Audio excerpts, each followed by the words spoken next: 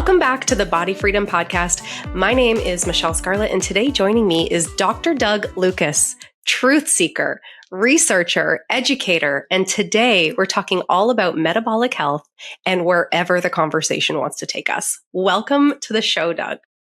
Happy to be here. Thanks, Michele. We have had many conversations over the last couple of months, and I think I'm most excited about this one.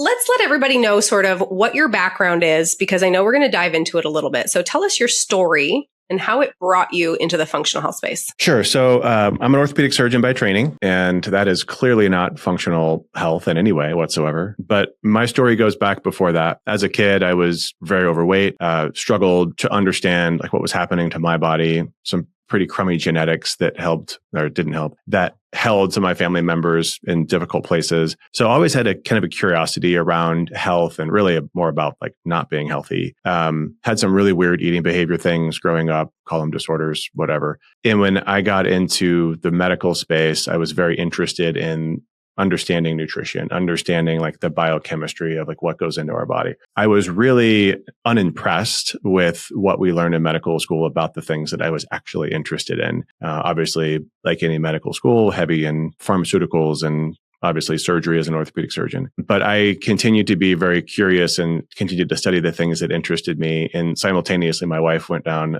the nutrition pathway and got her PhD in nutrition and is a registered dietitian. So continued to talk a lot about nutrition. And then once in practice, realized, man, I'm kind of in the wrong place. You know, loved surgery, fought really hard to get there to be able to do what we did, loved being in the operating room. But ultimately in my patients, most of them were at a point in their lives where they were really sick. And there wasn't a lot I could do to make them much better. I could make them different. I could fix the immediate problem. But really the work that needed to be done years or decades earlier. They really were just, I hate the word victim, but they were kind of victims of bad advice, whether it be their own or somebody else's. And so I made a really difficult decision about 7 years ago to step away from the conventional medical model, go down sort of a, functional, integrative, anti-aging, longevity pathway, did a fellowship with A4M, started an integrative practice that was virtual towards the beginning of the pandemic, and sort of launched myself into the space of preventing disease, and then ultimately kind of landed on osteoporosis as my niche, but still very interested in a broad spectrum of things. Thank you for sharing your story. Was there a moment that you remember, I'm done, I'm not doing this anymore? Yeah, I share this one often, so I apologize to your listeners if you've heard me share this before, but there was a case, this was after I started practice in Colorado, in Durango, great little town. We moved to Asheville, North Carolina for lots of reasons, and I joined a practice there where I took a lot of call. So call as a surgeon means, if you go to the ER and they need a surgeon, they call you, right? So you're on call. I was on call at the biggest hospital in this area, and there was a guy that had come in, I think he was early 30s, really sick. He was diabetic. He had an ulcer on his foot, which is really common in diabetics, and it had gotten infected, and the infection had spread to his bloodstream. So he was what we would call septic. That's a really bad thing. And so ultimately, he was really sick and he was going to die. As a surgeon, they called me because that leg needed to come off. There was no saving this with antibiotics. So we had to take him to the operating room in the middle of the night. Never a good time to be in the operating room, to be honest. And in the middle of the night, especially in a hospital like the one that I was at, which I'm not going to name, but this hospital struggled with retention. So we had a lot of traveling staff. So a lot of people who weren't really familiar with the hospital, where anything is. I don't even know where the OR is. Where's the equipment? We have no idea. And we were understaffed. So we go in to do this case, not with really enough people who weren't familiar with the environment. And it was an absolute shit show. Can I say that on your podcast? Yeah, you can say that. Yeah. So it was just a shit show, and it was a scary environment. And I remember trying to get this patient on the table, and he was morbidly obese. Super nice guy. I ended up getting to know him pretty well, but at the time, this guy was morbidly obese. I didn't have any help. I was literally kind of wrangling, with his thighs over my shoulders, trying to wrangle him onto the table because operating room tables are really narrow, trying to get the tourniquet on his thigh because we have to do that to remove the leg. And, the dude almost falls off the table, probably would have either injured me or killed me in the process. And I remember kind of pausing. It's like 3 a.m, super tired, nobody here to help out. I'm like, what the hell am I doing? This is stupid. So fortunately, we were able to get the case done, got the leg off, saved his life that night, at least. And And I got to talking with him afterwards, and this really secured it for me, which is super nice guy, super diligent with his diet, with his medications, doing exactly what his doctors were telling him to do and getting fatter, sicker, and worse. And that's a great lead into metabolic health because he was doing exactly what his dietitian was telling him to do, what his doctors were telling him to do, and he was doing nothing but getting worse and worse and worse. He's probably dead. We had those conversations immediately after surgery, and then I never saw him again. But it just sunk in right then that he was actually doing it all, and the system was failing him. And so that was really the moment where I was like, I'm out of here. I can do so much more on the outside of the system than I can at 3 a.m. cutting somebody's leg off. This is not where I'm supposed to be. How is it possible that a doctor and a registered dietitian, even together, can't come up with a nutrition plan for a type 2 diabetic that doesn't make him worse? Like how is this not? It's not the lack of the plan. Right. Well, and this is really interesting, actually, even in this right now in the stage of AI, right? So if you ask AI, and I haven't done this, so actually I probably shouldn't say it for sure, but I would imagine that if you asked AI what this person should have done, it would probably tell you exactly what he did. And this is the challenge with healthcare and AI. And this is true. I do this a lot in the hormone space. If you ask AI a question, it's going to assimilate all of the information that's available on the internet. And if you look at what's out there for, especially overweight diabetics, what is the recommendation? It is to eat a certain amount of carbohydrates so that you can tolerate your medications and you can find this magic balance somewhere between the drugs and the food, both of which are killing you, versus the alternative, which would be to say, you have metabolic dysfunction, you are carbohydrate intolerant. Let's remove the carbohydrates. Let's reduce your calories so that you can lose weight, restore your metabolic flexibility, and restore your metabolic health. And then you don't need the drugs. And that's what I saw in my wife's practice and what she was doing. And I was taught that that's not possible. And I remember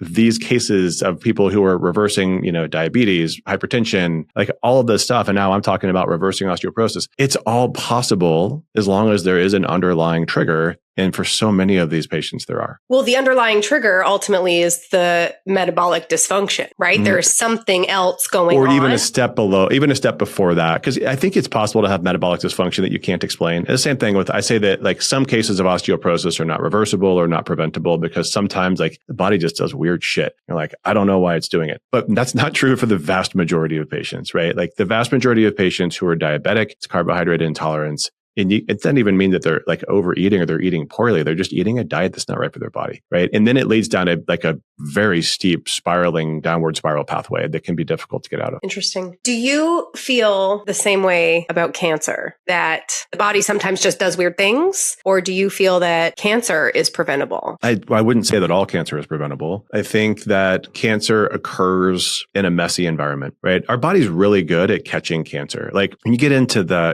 looking at what actually happens at the DNA level for cancer to occur, it's wild in 2 ways. It's kind of wild that it doesn't happen all the time, right? It's the amount of, replication and, the potential mistakes that could be made as our cells are reproducing. The fact that it doesn't throw an error all the time I can't even fathom it. But on the other side too, the body is so good at catching this problem, assuming you don't have some, rare genetic predisposition to cancer, but the body's really good at catching it. So it actually shouldn't happen very often. And when it does happen, it is because there's something wrong with the system. And that is, again, you mentioned metabolic dysfunction. So when your insulin levels are high, cortisol levels are high, when your immune system is dysfunctional, when you have, chronic stress from whatever, gut, whatever stressor you want to talk about, poor sleep, all of these things start to build up. And that's the environment that cancer is more likely to be identified in. So I think cancer is absolutely preventable on a big scale. Now, are you going to prevent every case of cancer? No, because there's lots of stuff that we can't, there are the factors that we can't control, but there's so many factors that we can, that cancer is sensitive to. Interesting. I have read that any diagnosis, not just cancer, but any diagnosis of any disease starts 10, 15 years before you get that diagnosis. Would you agree with that? I think chronic disease, yeah, you'd have to look at each one independently, right? But if you talk about the big players, what are the top 5 things that kill people? So you've got heart disease. Clearly that one starts, years, if not decades before, right? You've got dementia. That one starts definitely decades beforehand. Osteoporosis, my favorite, right? Clearly that one, assuming you had good bone density at one point in your life, that one starts decades before. The others, you start getting into pulmonary disease. You're I don't know what caused that. Probably a long-term thing. But yeah, chronic disease in general kidney disease, like these are the things that are killing most of us now. And honestly, I mean, even cancer, right? Like what leads up to it is a long time in coming, usually. So yeah, I think most of it is decades in the making. So there's a stat, 9 out of 10 people in the US are metabolically dysfunctional. So that could mean a lot of things, right? That could mean that they're hypothyroid. That could mean that they have gut dysbiosis. That could mean like there's a lot. It's not that everybody is just so unwell that they're not functioning at all, but they're not functioning optimally. That's only 12% of Americans that are well. Yeah, I think that paper, it's been a minute since I looked at it, but that paper actually was talking very specifically about like glucose metabolism, metabolic health. And I remember looking at it because I actually didn't meet their criteria of being metabolically well either. And I sort of was like offended by that. But I was like, hey, but my genetics are crummy around metabolic health. And so like they're talking in that paper about like A1C, glucose. I think they'd used waist circumference, maybe blood pressure. I don't remember what the other metrics were, but basically like your metabolic dysfunction, syndrome X was what it used to be called. Like those criteria, how many Americans actually meet all of them to be quote unquote metabolically well? Yeah. And it was 12%. I'm not surprised, having been in the conventional medical model where we collect these data points, right? Like we collect, I know people's weight and waist circumference, and we look at glucose and A1C, and yeah, I mean, it's rare to find somebody who's metabolically well. And here's the other thing is too, like just because they're in that 12% doesn't mean they're healthy either. Right. Like you look at a lot of frail, like because my population of osteoporosis patients, right? Look at a lot of frail, older women. They're going to meet the definition of metabolically healthy, but they're not healthy. So here's the scarier statistic, which I don't actually have the number, but how many people would you consider to actually be healthy? Like they meet every criteria of health, body composition, strength, like what percentage of the American population? And it's got to be it's clearly single digits. Yeah. It's got to be, which, you know what? I'm also offended by that. And I like that you're offended that you didn't meet the criteria. I'm sure you know by now after, a number of conversations with me, maybe I am a bit of a perfectionist or I'm always striving for more, but like, that's unacceptable to me. I don't know what it is about me and my drive, but I never want to say that I'm metabolically unwell. To me, and there's so many people who are like, oh, okay, well, if like 90% of the population is unwell, then then it's fine, right? They're comparing themselves to other unwell people. I'm like, hell no, I'm going to be the top 5%. So here's can I ask you a fun twist on this? Not to interview you on your own show. This is what an interviewer does. So here's a question. So I'll just use me as an example. And this is a GLP-1 question. I would not have met criteria according to this study until recently for metabolic health. I couldn't get there without a low dose of a GLP-1 drug. So then is the standard too high? Attainable? I mean, again, my genetics are crummy. My A1C is high, even if I eat literally a zero carbohydrate diet. So there's a component there that's just not controllable for me. On a GLP-1 drug, though, my A1C is normal. It's great. It's like 5.2. So yeah, it's really interesting. And my diet's not substantially different. I'm eating a low enough dose that doesn't change what I eat, but the effect of that diet on my body is different. It actually throws into for me, it sort of throws this big question of what are the expectations? What does our environment do to certain people, especially with the genetic makeup like mine? Should we be looking more at the genetics of this and having different expectations based off of your genetic makeup? I mean, my family's all, for the most part, obese, terrible glucose markers, early heart attacks, Same. Could be worse, but it's not great. And I wasn't able to, even with a very, I'm obviously a perfectionist, high performer, even with a very, almost obsessive style diet, could not keep those biomarkers controlled. Interesting. So then the question becomes, is the marker attainable anyway? And so do we not have the right stats? Or maybe they're not the right markers for everyone, right? And we know, use BMI, for example, right? According to BMI, I am overweight. Now, am I overweight because I'm out of shape? No. If you look at body composition, it's right where I want it to be. My BMI is high because I'm dense, I'm muscular, and that's not a bad thing, right? I don't know, do you talk about your family on this? We've talked about we can talk about my family on this. Nobody listens. No, my family doesn't listen to this. Great. So your husband, he's a firefighter. I assume he's pretty fit, right? Do you know what his BMI is? I actually don't know right now what his BMI is, but years ago, when we first met, he worked for me at my personal training studio, and we both had BMIs that were higher than average because we trained all the time. Yeah. Right. So muscle mass, density, et cetera, changed that. And even on my life insurance. Right. You got dinged for it. I did. I was like, that doesn't make any sense. Yeah. So, and I bring it up just to say, like, sometimes these biomarkers aren't logical. And, A1C is an interesting one where, like, I could not, even on a ketogenic diet, my A1C was still high, right? I mean, it's like, I can't do anything about that. My glucose was still high. Now, arguably that was because of cortisol and stress. So that is better when I'm on a GLP-1 drug, but B, if I don't do as many things as I am doing, my glucose drops. So like, you could argue that's not metabolic health, but really it is, right? It is still metabolic unhealth because I'm doing something else to influence that biomarker. So if your cortisol wasn't dysregulated, potentially we would see a better A1C. However, would we also see a less happy Doug? I don't know. I say that with intention because I forget who I was talking to the other day.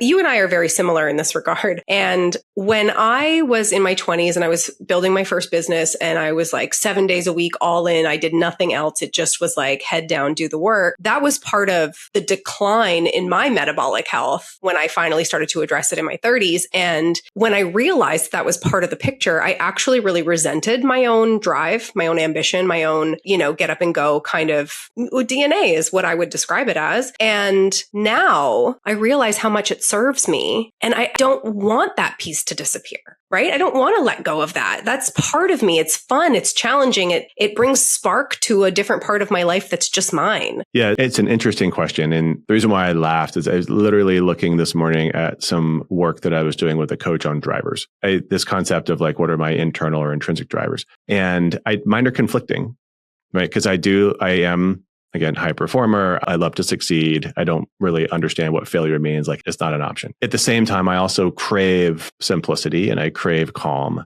And I think that's the flip side of me, right? This almost like, I don't know which one's the shadow, which one's the light, but they are conflicting. And I have an internal driver that does want to actually lead. We talked before we hit record about like being role models for kids. Like, I want to actually show what the other side looks like too. Because my wife is also high performing entrepreneur. One of my kids is very sensitive to stress and just like environmental stress. And when she and I are both, kind of overwhelmed, like he has a tic disorder and he like has uncontrollable tics just because of the feeling of stress in our household. Interesting. Right? Like it's very, very powerful energy. And so I want to find that and really support that internal driver for me, which is maybe the opposite of that drive to be a guide, to be a researcher, to be an educator, to be the way that my coach put it, we couldn't find a better word. It was exposing the bullshit, right? Like, I just really enjoy identifying these areas. And this is why I talk so much about women's hormones and osteoporosis. These are areas where there's just so much bullshit, and exposing that and just bringing it out and showing it for what it is. But at the same time, also being able to take a step back and to find what we call it in my intrinsic driver is making space for myself. And she actually called me on some of my own language because I was saying like, right now I'm failing at making space for myself. I'm literally working as I'm working out. I'm shortening this time for myself. I'm, fortunately sleep right now is okay. But she pointed something out to me. She said, how much of your day do you spend on yourself? And I was like, well, I'm like, none. Like, I'm not getting any time to myself. I don't have space for myself in my house, kind of like in this spiral. And she pointed out, she was like, well, how much time do you sleep? Like, you're very dedicated to your sleep. Yeah, that's 8 hours. No question. Like, how much time do you spend working out, even though it's shortened? It's like, well, it's an hour, And so how much time do you spend eating, preparing meals? And so we came to this number where 42% of my day is about me. Like, wow, that's actually like a really big number, you know? Yeah. So anyway, intrinsic drivers. Would I be happy if I weren't doing the other things? No. Do I have to do them how I'm doing them now though? No. So it's both. Do you find that you're always like, you want to be building, you want to be this driver, you're ambitious, and then you're like, okay, now I'm in it. And I'm like, oh shit, I built it with giving myself a lot of extra work. And now I'm stressed out about it. And now I'm working while I'm working out. And now I'm listening to audiobooks about the thing I want to do while I'm cooking. It's taken up all my time. How do I do this thing? And like, are you just now trying to add another piece to that puzzle? Go, okay, I still want to do this thing, but I also still want to be the calm every time you add another piece. So I think this is the magic. I definitely have days where we were talking about attachment styles earlier, where I just want to say, I'm done. I'm walking away. I was actually joking in our Osteo Collective town hall on Wednesday. I was in Costa Rica last week, and our host, Ashley Williams, she's our dietitian. She was like, so could you move to Costa Rica? And I was like, oh, totally. Like, I totally moved to Costa Rica. She said, well, so that's where we'll find you. And I was like, oh, no, you would never find me. If I'm going, I'm gone. Be gone. Gone.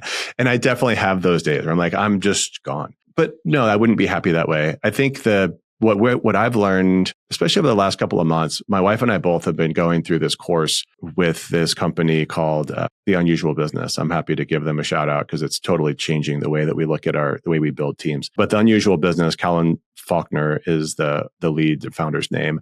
And it's basically like a company that helps small companies and entrepreneurs like me and us to incorporate AI into our business. And it's one of the exercises was really to work with Claude and to feed it this like specific script where it asks you questions and really the work is for Claude to understand you. But the output was so telling as to the direction that we need to go. Because what came up over and over again, we were just such clear patterns. And so the thing that it pointed out to us is that what we need really is a better pursuit of the right team. We have an incredible team. So I'm not saying we have the wrong team, but if we're going to add another layer, because we have another layer we want to add, if we're going to add another layer, it's not by working harder. It's not by working more. It is by having a better team. And when I look at my mentors, the people that are really, and we see this all the time, right? The people that seem to have like 15 businesses, they're having such incredible influence and impact. And like, how is this possible? You look at them on Instagram, you're like, there's no way you can actually have time off and do all the things that you're doing. It's team. You get to know some of these people and like their team is incredible. So that's the thing is like, as a visionary, as someone with mission who is driven by impact, it's about finding the right people to help to deliver they're bought into that. I have some amazing team members, but if we're going to add another layer, we need another layer. Yeah. Not you doing all of the work all of the time. You're not sinking into Right. it and then losing yourself in it. Right. Because I'm already there, right? Like I dedicated to not having my computer in front of me while I'm working out. But the problem is my gym is right next to my office. So I'm like, just walk into my office and I'll, do a couple of things. I'll send Claude on another search and then I'll go back and do another set. I'm big on the voice notes with Claude. Just grab my phone and do it. And Right. same. So let's come back to your A1C. Perfect nutrition, still can't get that A1C down without a GLP-1. So it's very clear that nutrition is so bio-individual, right? Based on genetics, based on lifestyle, based on all kinds of things. Where would somebody even begin?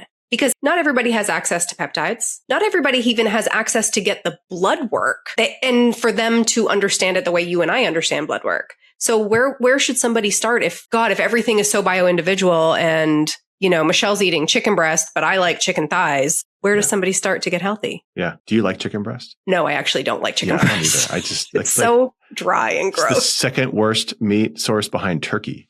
Oh, I hate turkey also. Terrible, right? Oh my goodness. Okay. Where to start? I'd say start listening to your body. That's the biggest thing because there's no influencer that's just like you. There's no book that's written about you. We all are. The bio-individuality, the bio-individualness.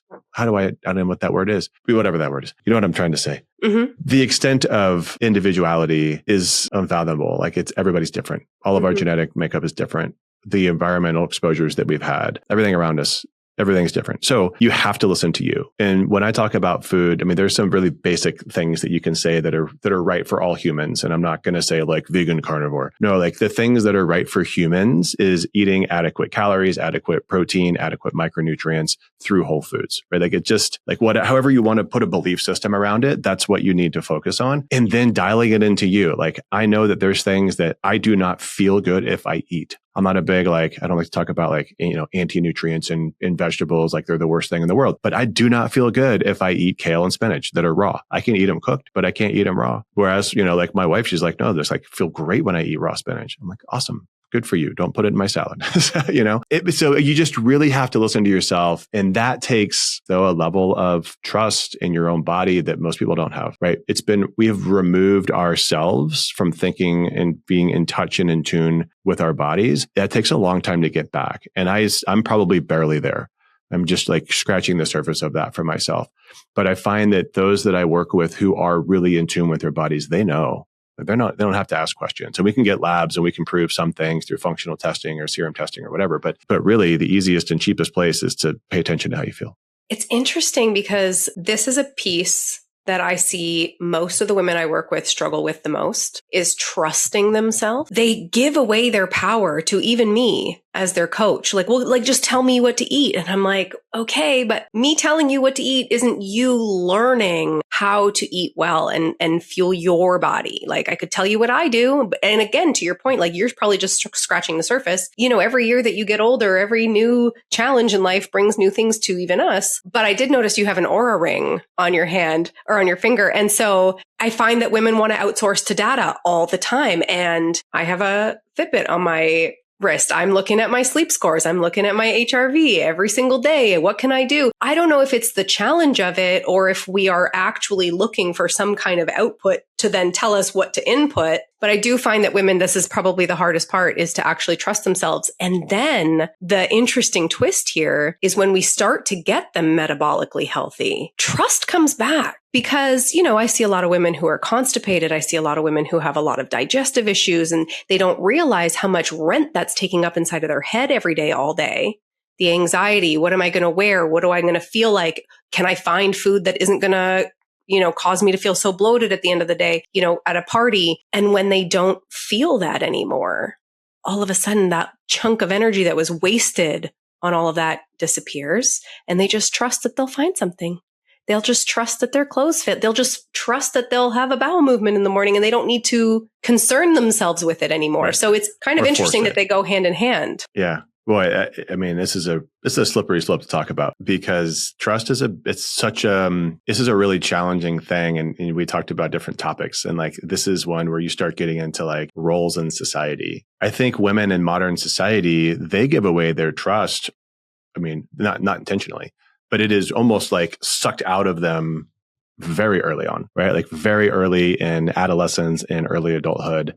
And you could say like all the way from like the hormone places where I spend so much of my time talking about, like all the way from using hormonal contraceptives early on to remove, you know, like the natural cycle, ovulation, because women are taught not to, like, you know, oh, you know, your period is an inconvenience. This is something that, like, you know, societally, we don't talk about this. Like, we don't talk about menstrual flow and blood and like all this stuff. Like you take like all this is bad, and there's like shame around it. And then you get the eating component of it. And I grew up in, you know, in the fine art space, right? Like ballet was my major in college, and I was a professional dancer before I went to medical school. And so I watched both men and women, but really the women who were so impacted by the aesthetic, having to look a certain way, hating themselves because of, you know, they couldn't be skinny enough. And then watching their mentors torture them by reinforcing the fact that they weren't skinny enough, or how is it that you don't fit into this costume, you know? Mm-hmm. And then you watch what happens to those women is that they don't trust themselves. They don't like themselves, right? They don't like their bodies. And then all of a sudden you end up in this place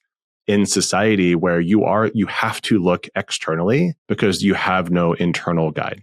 Right. Like it's just gone. Like you're so disassociated from it. Yeah. And that, you know, for me as a really bad partner for some of these women, they're trying to find, you know, how to work through relationships, you know, trying to support women who are in this place. It was actually really difficult for me to actually learn how to help them, to guide them, to like hold them as a masculine, trying to help support these women who were struggling in society. And, you know, here I am now, 30 years later, my wife and I are celebrating our 20th anniversary. We've been together for 25 years.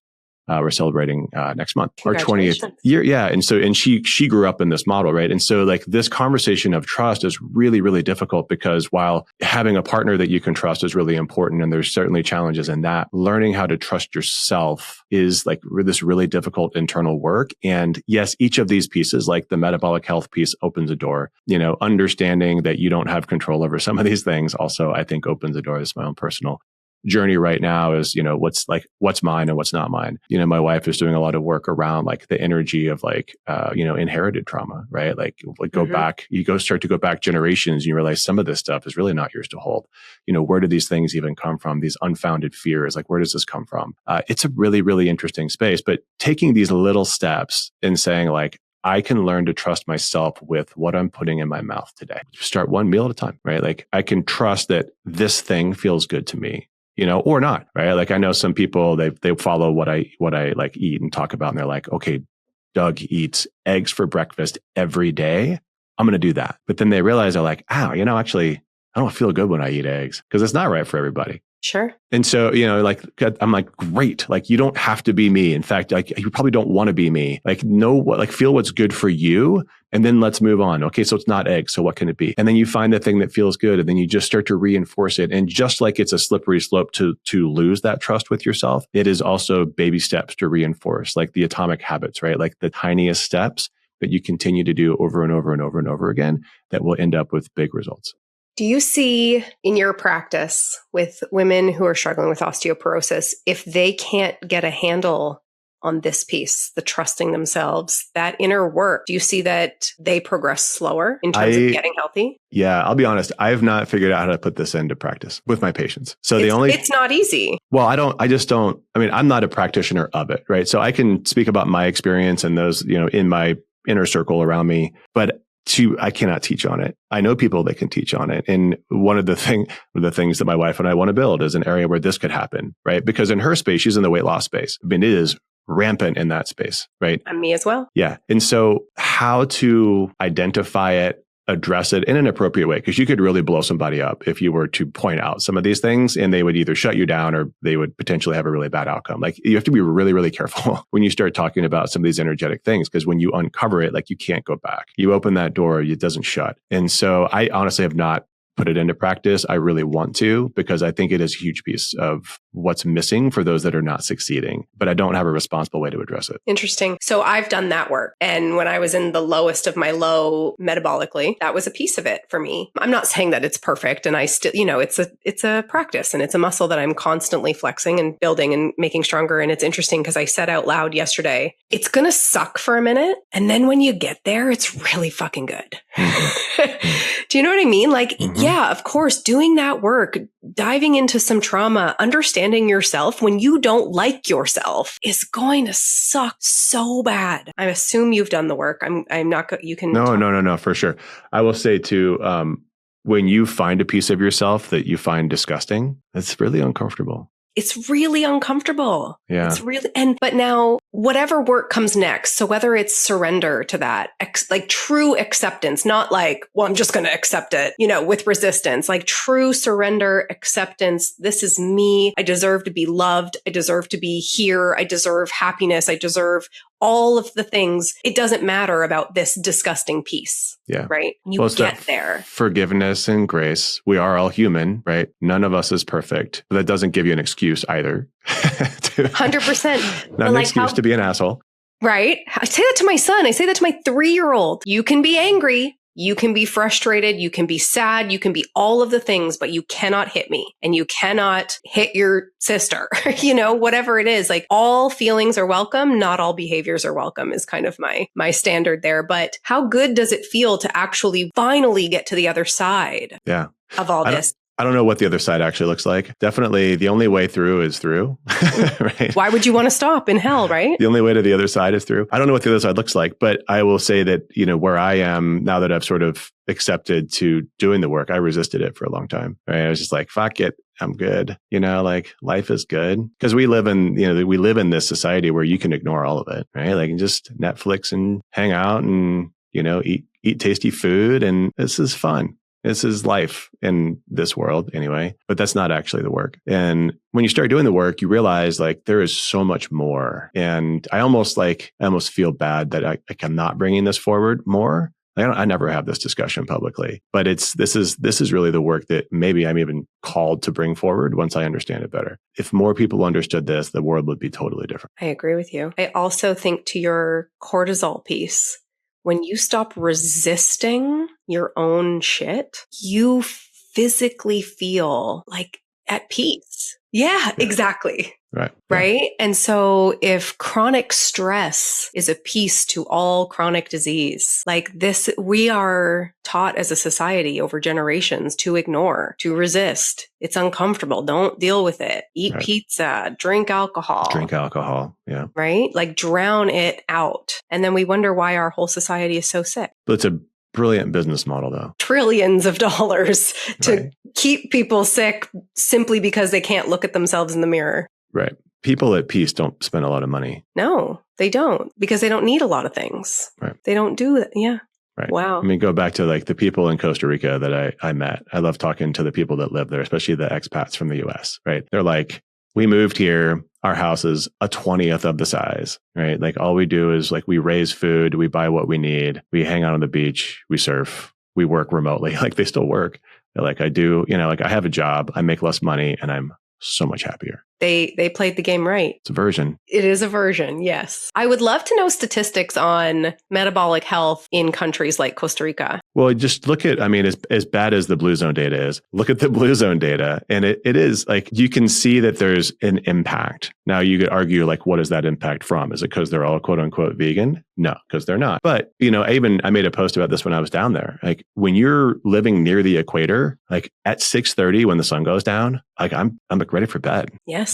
There wasn't this trip, but 2 trips ago, we stayed in this sort of like, it was kind of like a camp. Like it was a little like not quite that rustic, but like there was nothing, there were no TVs, there's no internet. So there's nothing to do after dinner. So we would have dinner kind of like, we would have dinner together, like a communal dinner. And then everybody went to bed and it was like 7:00 and you would sleep until the sun came up. So everybody's sleeping 12 hours a night. That sounds like perfection to me. What is their cortisol level like? Like, it's so good. And like the only thing that everybody there was sort of like building a home, but they didn't have a deadline. They're all just like, we're like going to get food. And like, I heard that there's this table over in the stores. We're going to go check that out. Like who wants to ride together? Let's stop at the beach on our way and let's go, boogie boarding, right? Like that's their life. Just no schedule, no deadline, no stress. And what was wild is there were kids there and like they were homeschooling, but like again, like there's no schedule, there's no rush, like they'll get there. Interesting. That's not easy to live and implement in our society. You're in the US, I'm in Canada. It's not easy to do that. And it's not easy for your personality, I imagine. Yeah. Well, this is the thing. I mean, the thing is I could do that. And also as long as I had access to the internet, like I can research like crazy, right? I can write papers, I can do podcasts, I can do interviews. So I do think it's possible. Like it. I'm also in the space where I want to be more of a educator. I want to be more of be the example of what metabolic health looks like for not only my family and kids, but for all of the women that I can impact around the world and just get them thinking about it a little bit more. Like you said, just like one step, one meal, tune in. Does it feel good? Yeah. Tell yourself that you're safe, whatever that, like, why do people think that that's like silly to do? The safety piece is huge. And this is something my wife and I have talked about because really funny. We built our businesses very separately, like kind of intentionally, and almost polar opposite clientele, right? Like she's dealing with people that are overweight and obese, and I'm dealing with people that are generally underweight and frail and have osteoporosis. There's actually not a lot of similarity between those two groups, except that neither one of them feel safe in their body. Again, the response is different. Right. What they're doing is different, but the underlying thing, like if you wanted to say root cause, is they don't feel safe in their body and they never have. Do you still think that this is society conditioning? I'm going to say women, but I'm sure men feel this way as well. Yeah, I think men are talked about as much. I think men are less impacted, and I actually don't, because I spend most of my time thinking about how to help my women patients. I don't spend and support my woman wife. I don't spend a lot of time thinking about it from a male perspective. I would love to, because I do think it's there. I think because I can only speak to my personal story, but when a man doesn't feel safe in his body, he cannot hold another, right? And there's the relationship dynamic, right? Women don't feel safe, and then they don't feel safe with a partner. Like there's no way that relationship's going to succeed. So for a man to be able to hold his partner, and I'm not saying this in a negative way, it's the energetics of it. For a man to be able to hold his partner, he needs to be able to trust himself and be trusted by his partner. And that requires safety on both sides. But anyway, your question, what was your question? Yeah, I don't even know.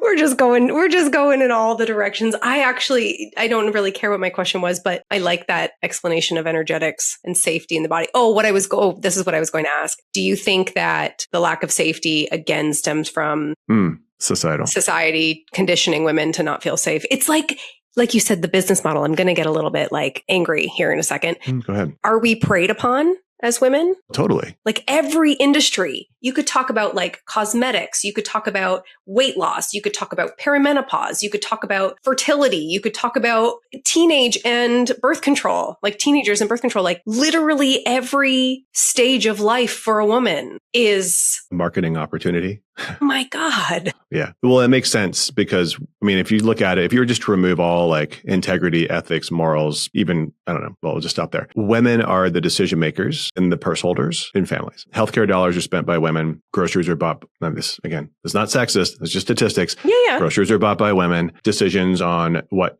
type of house, how big the house, like these decisions are for the most part all made by women.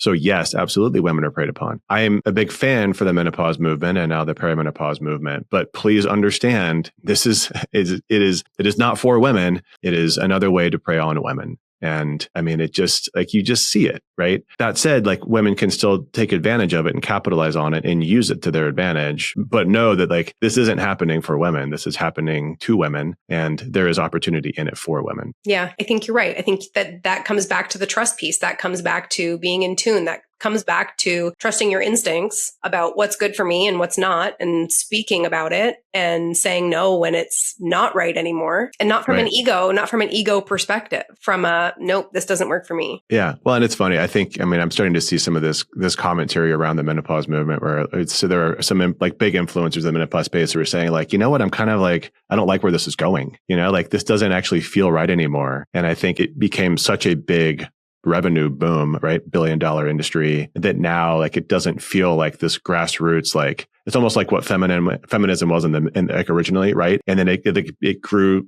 so much and it got so extreme where now like most of the women are like, whoa, actually, I don't want that. Mm-hmm. Like that doesn't feel good. And I think it's kind of the same thing where it's like, oh, like everything is about menopause, but it's like, well, wait, it's not. Like, yeah, it's important. And yes, we should talk about it. And definitely we should be doing research on women for good. But it's become something that's not actually even fun to listen to or talk about anymore. Even in the hormone space, like I came out really hard and vocal about the value of hormones for bone health and how we need to be looking at this differently. And I've actually almost stopped talking about hormones altogether because like the rhetoric is just so loud. And I'm basically in a virtual room full of women yelling at each other. And I'm like, I just don't want any piece of that. I'm happy to share my experience, but if you guys want to yell at each other, go ahead. It's funny, I've had that same sort of light bulb moment where I'm like, my content sounds like everybody else's around this and I don't like it anymore. And every woman thinks that it's her estrogen and thinks that it's her testosterone, and like, cool, like there might be pieces there, but like I am more so in the realm now of like, let's just educate. Let's stop doing the 5 tips to estrogen balance because you will stay fat without it kind of noise. And every single woman that I talk to that comes into my world has no idea where to begin. No idea, because she's read it all. We have, I don't know your opinion on this. There's a doctor here in Canada. Yeah. I'm not going to say his name. Oh, yeah. I mean, you have 2 anyway. But please continue. Well, we have more than 2 here, but no, you have 2 that could fit what you just described. But please continue.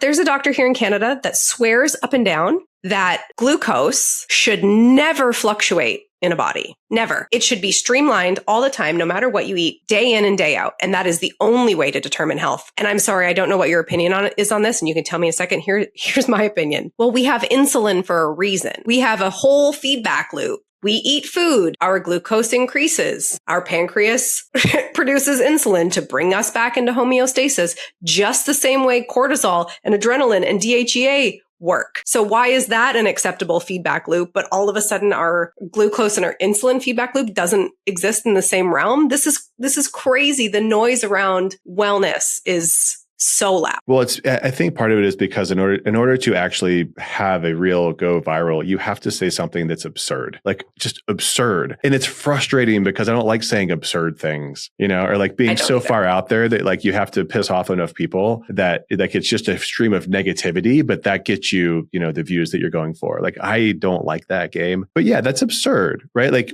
glucose is supposed to rise so that insulin can be secreted, so that IGF-1 can go up, so that you can be anabolic. Like that's how it works. To say that your glucose would stay absolutely normal would mean that you have no emotions, no cortisol, no adrenaline. No, like it just doesn't make any sense. Nothing. It's crazy. Yeah. I think we could do a whole episode on just wellness noise. That'd be fun. Well, I'll get you back on here. Dr. Doug, I have one last question for you. Have you ever ChatGPT'd or used Claude to determine your metabolic age versus your biological age? I haven't, which I guess is not the answer you were going for. No, that's okay. I saw this somewhere the other day and I was very curious. The stage of life that I am in, I am 8 months postpartum. I've got a young 3-year-old. I'm busy. I've got fragmented sleep. I was like, oh my God, I'm going to be like 65, metabolically 65, 39 and metabolically 65. I guaranteed it. I was happy to know that I was metabolically 29. Fantastic. Right? I'd love to know your prompt for that. I will send that to you. I don't know what it is off the top of my head, but I was very clear, and I was like, and then ask for clarity if you don't understand what it is that I'm asking for. And then it had like a bunch of questions. I'm sure it's because it has access to all the different calculators. Yeah. One of the things that the Callan gives us access to as we're going through this course is this like super prompt generator. It is insane because it just basically like you just explain your problem and it creates this 15-page prompt, you are so-and-so from this and like blah, blah, blah, blah, blah, blah. And just like lays it all out there so that when you put it into whatever you want it to go into, like the responses are just amazing. I love Claude, by the way. It's coming. Yeah, Claude. Claude's my new friend. Mine too. Well, thank you again for being on my show today, Dr. Doug. It was a pleasure. And I really appreciate just the honest conversation and just to see where it goes. Yeah. Thanks, Michelle.